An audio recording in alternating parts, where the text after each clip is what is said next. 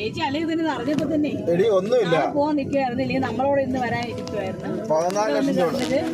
നാളെ പോവാം എന്നൊക്കെ എഴുതിയിരുന്നത് കേട്ടോ. കസ്തൂരി 14 ലക്ഷം രൂപ കൊടുക്കുമ്പോ ഒരു ഫ്ലാറ്റ് അവരോട് കൊടുക്കും, രജിസ്റ്റർ കൊടുക്കത്തില്ല, എഗ്രിമെന്റ് ഒന്നും എഴുതത്തില്ല.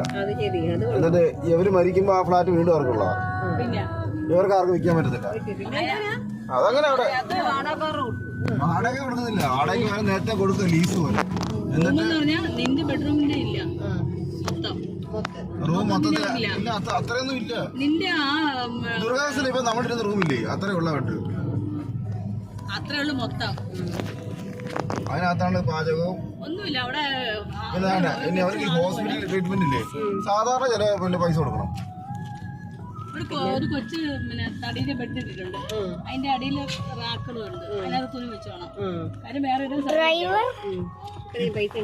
എന്നിട്ട് ഇങ്ങനെ നിന്ന് അമ്മയുടെ കോളേജ് ഇതാണ്.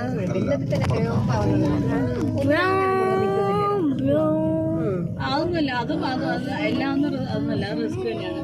കാര്യം അങ്ങനെയാണെങ്കിൽ ഇങ്ങനെ നിൽക്കുന്ന ഒരു അവസാനം ഇവരെ പൈസ മൊത്തം അടിച്ചു മാറ്റി വേറെ കാര്യത്തിന് കൊണ്ടുപോയി അവസാനം ഇല്ല ജയിലത്തിൽ കൊണ്ട് വിഷം കൊടുത്ത് തന്നാലും അറിയത്തില്ല.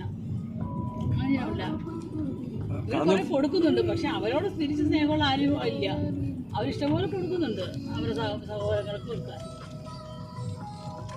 ഭർത്താവിന്റെ ഇല്ല, നമുക്ക് കേരളം എന്റെ ചുരിദാർ മാറ്റായിരുന്നു.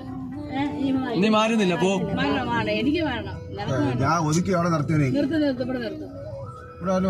ഞാൻ ഒരു മിനിറ്റ് ഒന്ന് പോയിട്ട് വരാം. ഡ്രസ് മാറ്റിട്ട് ഒടിഞ്ഞു പോകൂടി, അതുകൊണ്ട് വേഗം വരണേ.